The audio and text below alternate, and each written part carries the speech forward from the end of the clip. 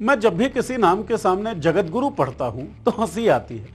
हंसी इसलिए क्योंकि अधिकतर ऐसे लोग जगत को एक समझना तो दूर, अपने ही देश के लोगों को एक नहीं समझते। मुसलमान तो इनमें से अधिकतर के लिए एलियन एलिमेंट है ही। इनके यहाँ दलित और महिलाएं भी दोयम दर्जे के दिखते हैं। सत्ता पक्ष इन्हें अपना दिखता है और विपक्ष पराया। अब जो मनुष्य मानवों में भेद करे वो जगत गुरु कैसे हो सकता है? लेकिन होता तो है ही। ऐसे ही एक नए नवेले जगत गुरु हैं संतोषाचार्य। योगी आदित्यनाथ की मौजूदगी में कुंभ मेले के दौरान इन्हें जगत गुरु की उपाधि मिली। वैसे उपाधि मिलने से पहले ही कुंभ मेले में आश्रम बनाने के लिए बड़ी जमीन भी मिली थी। अभी माघ मेले में भी जगत गुरु संतोषाचार्य उर्फ सतुआ बाबा का बड़ा भव्य आश्रम है। आश्रम के अलावा है बड़ी बड़ी गाड़ियों का काफिला, शाही ठाठ बाट और वीआईपी प्रोटोकॉल। पीले वस्त्र, आंखों पर रे बैन का चश्मा और साथ में करोड़ों की गाड़ियां, range rover defender, Porsche turbo, Mercedes और प्राइवेट जेट वाले ये बाबा ही हैं सतुआ बाबा। रुतबा इतना जबरदस्त कि डीएम इनके आश्रम में रोटियां सेक रहे थे और बुद्धि इतनी घटिया कि कुंभ मेले में भगदड़ से हुई मौतों के बाद बाबा कहते थे कि खुश हूं कि मेला अच्छे से चल रहा है। सनातन के नाम पर सत्ता की नजदीकी और शान शौकत पा रहे हैं, लेकिन इन सतुआ बाबा की आधिकारिक वेबसाइट पर बड़े बड़े अक्षरों में लिखा है एम्ब्रेस सिंप्लिसिटी, यानी सादगी को अपनाइए। ऐसे में सवाल यह कि क्या सादगी सिर्फ भक्तों के लिए बची है जो ठंड में जमीन पर सोते हैं और पैदल संगम तक पहुंचते हैं?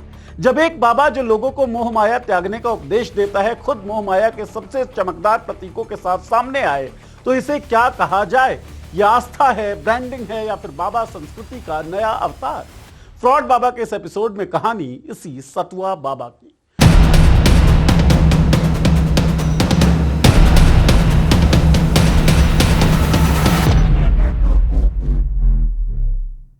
नमस्कार, मैं हूं नीरज और आप देख रहे हैं पॉलिटिक्स। सतुआ बाबा की चमक दमक और आज की हैसियत को समझने के लिए थोड़ा पीछे जाना जरूरी है। उस दौर में जब ना इनके पास डिफेंडर थी, ना पोर्श और ना ही वीआईपी काफिले।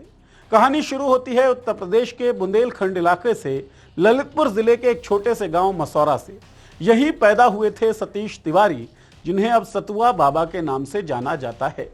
इनके बड़े भाई के अनुसार 9वीं पास करने के बाद इन्होंने साफ कह दिया कि इन्हें आगे पढ़ाई नहीं करनी है। साल करीब 2000 का था। सतीश की उम्र 13 से 14 साल रही होगी। उनके बड़े भाई महेश तिवारी उन्हें ललितपुर से बनारस ले आए। मणिकर्णिका घाट पर गंगा स्नान कराया गया, वहीं पास में था सतुआ आश्रम। सतीश को जगह पसंद आ गई थी। उन्होंने भाई से कहा कि यहीं उन्हें दाखिला दिला दिया जाए। आश्रम के महंत यमुनाचार्य महाराज से मुलाकात हुई और सतीश को उनके संरक्षण में सौंप दिया गया। आश्रम में रहकर सतीश ने धार्मिक ग्रंथों की पढ़ाई शुरू की। आश्रम में रहने वाले दूसरे शिष्यों के बीच वो जल्द ही महंत के चहेते बन गए। साल 2005 तक आते आते सतीश ने घर वालों को भी बता दिया कि वो संन्यास लेने वाले हैं। इसके 6 सालों बाद 2011 में यमुनाचार्य महाराज ने सतीश तिवारी को अपना उत्तराधिकारी और महामंडलेश्वर घोषित कर दिया। आमतौर पर ऐसी गद्दी गुरु के निधन के बाद दी जाती है, लेकिन यहां परंपरा से हटकर फैसला हुआ। इसके बाद सतीश तिवारी बन गए संतोष दास और फिर वही नाम आगे चलकर बना सतुआ बाबा। सतुआ बाबा के महामंडलेश्वर बनते ही सतुआ आश्रम और विष्णुपीठ की जमीनें, ट्रस्ट और संसाधन इनके हाथ में आ गए। यहां से शुरू हुआ इनका धंधा। कहा जाता है दान पुण्य है, दान से मोक्ष मिलेगा, इसलिए दान दो, लेकिन भक्तों को यह नहीं बताया जाता कि उनके दान का हिसाब क्या है, ट्रस्ट का ऑडिट कैसे होता है और पैसा खर्च कहां होता है। पुण्य और मोक्ष की बातें सुनकर जो व्यक्ति खुद 2 वक्त की रोटी के लिए संघर्ष कर रहा है वो भी बाबा के चरणों में अपनी जमा पूंजी रख देता है। उसे भरोसा दिलाया जाता है कि उसका दुख बाबा समझ रहे हैं और भक्तों को उपदेश मिलता है, मोह माया त्यागो, सादा जीवन जियो। सतुआ बाबा खुद को आध्यात्मिक गुरु बताते हैं, लेकिन उनके प्रवचनों में तर्क और विवेक की जगह भावनात्मक उकसावे ज्यादा दिखाई देते हैं। जब कोई उनसे सवाल करता है तो जवाब या तो गोल होता है या फिर आक्रामक। करोड़ों की गाड़ियों पर सवाल हो तो कहा जाता है मुझे कीमत नहीं पता। कितने की खरीदी आपने? अब ये तो गूगल से पूछना पड़ेगा। आलोचना हो तो कहा जाता है सनातन के दुश्मन है। यह एक आसान रणनीति है, हर सवाल को साजिश बताकर खारिज कर देना।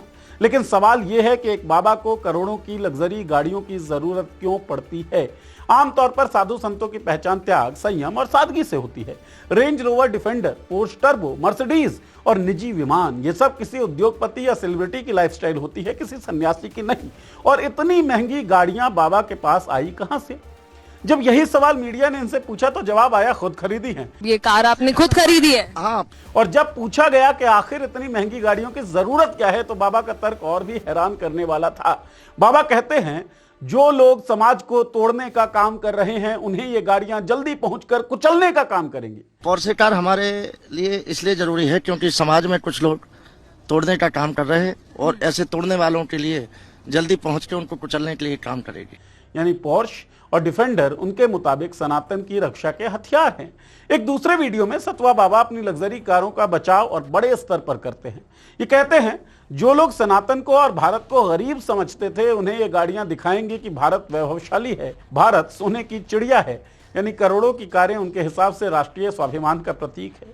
यह तर्क सुनकर सवाल उठता है क्या देश की गरीबी, बेरोजगारी और भूख का जवाब पोर्श और डिफेंडर है? ऐरनी देखिए, बाबा इसी वीडियो में आगे कहते हैं गरीबी पैदा करने वालों ने देश को लूट लिया और अपना घर भर लिया। ये बात कहते वक्त कैमरे में साफ दिखाई देता है कि उनके पीछे करोड़ों की गाड़ियां खड़ी हैं, वो गाड़ियां जिनके बारे में माना जाता है कि वे भक्तों के पैसों और चंदों से खरीदी गई हैं। बाबा के समर्थक इन तर्कों को खारिज कर सकते हैं, उन्हें बाबा त्यागी लग सकते हैं, भक्तों की श्रद्धा है और बाबा भी अपने वैभव को अपने बयानों के जरिए धार्मिक जामा पहना चुके हैं। लेकिन सवाल ये उठता है कि जिस देश में लोग 5 किलो राशन पर महदूद हैं वहां कोई आध्यात्मिक बाबा इस तरह की गाड़ियों के काफिले में अच्छा लगता है क्या? जब कोई व्यक्ति बाबा बन जाता है तो उसे आलोचना से ऊपर रख दिया जाता है, चाहे वो अपने भक्तों के दुख दर्द के प्रति कितना ही असंवेदनशील क्यों ना हो। सतवा बाबा का कुंभ मेले के दौरान हुई भगदड़ पर दिया गया बयान यही दिखाता है। कुंभ मेले के दौरान हुई भगदड़ में श्रद्धालुओं की मौत हुई, हजारों लोग लापता होने की खबर सामने आई कि हजारों लोग लापता हो गए। ये एक राष्ट्रीय त्रासदी थी जिसमें ज्यादातर वो लोग मरे जो आस्था के भरोसे घर परिवार छोड़कर संगम पहुंचे थे। जिन लोगों ने अपनी आखिरी सांस भीड़ और अफरा तफरी में ली वो किसी राजनीतिक रैली में नहीं बल्कि धार्मिक आयोजन में आए थे।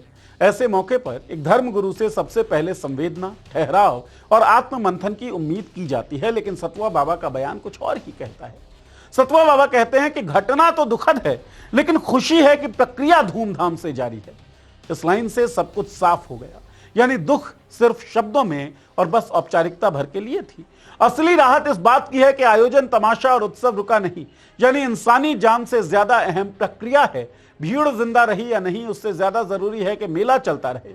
यह बयान सिर्फ संवेदनहीनता नहीं दिखाती, यह उस सोच की तस्वीर है जिसमें भक्त इंसान नहीं संख्या होते हैं। भीड़ चाहिए, आयोजन चाहिए, धूमधाम चाहिए। अगर कुछ लोग मर भी गए तो उसे दुखद कहकर आगे बढ़ जाओ। आपके मन में सवाल आ सकता है कि ऐसे लोगों पर कोई सवाल क्यों नहीं उठाता? वजह साफ है, बाबा पर सवाल उठाने का मतलब है सीधे आस्था पर हमला करना। मीडिया का एक बड़ा हिस्सा चुप रहता है, प्रशासन मौन साध लेता है, नेता बचते बचाते निकल जाते हैं और जो आम आदमी सवाल पूछने की हिम्मत करता है उसे ट्रोल कर दिया जाता है, गालियां दी जाती है और धर्मद्रोही घोषित कर दिया जाता है। सतवा बाबा की कहानी सिर्फ धर्म और अध्यात्म तक सीमित नहीं है बल्कि राजनीति में पकड़ बनाने की भी है। जैसे जैसे बाबा का प्रभाव बढ़ता है वैसे वैसे उनके दरबार में नेताओं और अफसरों की आवाजाही भी बढ़ने लगती है। माघ मेले और कुंभ जैसे आयोजनों में सतवा बाबा मुख्यमंत्री योगी आदित्यनाथ के बेहद करीब नजर आते हैं, कभी उनके अगल बगल चलते हुए, कभी मंच पर साथ बैठे हुए। इतना ही नहीं, वाराणसी के डीएम मनीष कुमार वर्मा खुद सतवा बाबा के आश्रम में रोटियां सेकते हुए देखे जा चुके हैं। प्रशासन का सबसे बड़ा अधिकारी जब एक बाबा के चूल्हे पर रोटियां बनाता दिखे तो यह सामान्य श्रद्धा नहीं बल्कि सत्ता और बाबागिरी के रिश्ते का सार्वजनिक प्रदर्शन है। नेताओं और अफसरों के साथ तस्वीरें साफ बताती हैं कि रिश्ता सिर्फ औपचारिक नहीं है, सत्ता का यह संरक्षण बाबा के लिए ढाल का काम करता है। सतवा बाबा की राजनीतिक महत्वाकांक्षा भी किसी से छिपी हुई है नहीं। साल 2023 में वाराणसी मेयर का चुनाव लड़ना चाहते थे, टिकट की कोशिश की गई लेकिन बीजेपी से टिकट नहीं मिल सका। हालांकि चुनाव ना लड़ पाने का मतलब यह नहीं कि राजनीतिक दखल खत्म हो गया हो। बाबा लगातार राजनीतिक पकड़ मजबूत करने में लगे हुए हैं। बयान ऐसे दिए जाते हैं जो सत्ता को पसंद आए और विरोधियों को चुभे। ममता बनर्जी को लेकर दिया गया बयान कि उन्हें अध्यात्म का ज्ञान नहीं है, इसी रणनीति का हिस्सा लगता है। यहां सवाल यह नहीं कि कोई साधु राजनीति में क्यों रुचि रखता है, सवाल यह है कि क्या राजनीति में दखल रखने वाला बाबा फिर भी खुद को निरपेक्ष आध्यात्मिक गुरु कह सकता है? आध्यात्म की बुनियाद आत्मज्ञान, ध्यान और वैराग्य पर टिकी होती है। वैराग्य का मतलब होता है जरूरत से ज्यादा मोह से दूरी, लेकिन सतवा बाबा की जीवन शैली उनका वैभव और उनका आक्रामक लहजा इस वैराग्य के बिल्कुल विपरीत दिखाई देता है। इस दौर में बाबागिरी सबसे आसान बिजनेस मॉडल बन चुकी है। धर्म के नाम पर टैक्स फ्री चंदा, सत्ता का संरक्षण, मीडिया की चकाचौंध और सोशल मीडिया की रील, इन सब ने मिलकर बाबा को एक ब्रांड बना दिया है। आज ये बाबा, कल कोई और, चेहरा बदल रहा है, तरीका वही है। इस पूरे खेल में सबसे ज्यादा नुकसान जनता का है। बीमारी, गरीबी और बेरोजगारी से जूझ रही जनता को वैज्ञानिक समाधान की बजाय चमत्कार का सपना दिखाया जाता है। उन्हें बताया जाता है कि सवाल मत पूछो, भरोसा रखो। यही भरोसा धीरे धीरे उनकी सोच, उनकी तार्किकता को छीन लेता है और जब सोच चली जाती है तो शोषण आसान हो जाता है। बाबागिरी ने समाज को पीछे ढकेलने वाली एक पूरी व्यवस्था बना दी है। सतुआ बाबा जैसे लोग खुद को आध्यात्मिक गुरु कहते हैं, लेकिन असल में वे लोगों को तर्क, सवाल और वैज्ञानिक सोच से दूर ले जा रहे हैं। सबसे खतरनाक बात यह है कि ये बाबा सिर्फ खुद तक सीमित नहीं रहते, वो अपने जैसे दूसरे बाबाओं की फौज तैयार कर रहे हैं। छोटे छोटे डेरे, छोटे छोटे आश्रम, नए नए महंत और गुरु, जिनका काम अंधविश्वास फैलाना है। कोई बीमारी का इलाज झाड़ फूंक से करता है, कोई ग्रह नक्षत्र के नाम पर लोगों को डराता है, कोई धर्म और डर को मिलाकर भीड़ को भड़काता है। न इनके पास ज्ञान है, न शोध, न संवेदना। इनके पास है तो सिर्फ माइक, मंच और भक्तों की भीड़। यहाँ सरकार की भूमिका सबसे ज्यादा चिंता पैदा करती है। इन बाबाओं को खुला संरक्षण मिलता है, मंच साझा किए जाते हैं, तस्वीरें खिंचती हैं, प्रशासन सेवा में झुका दिखता है।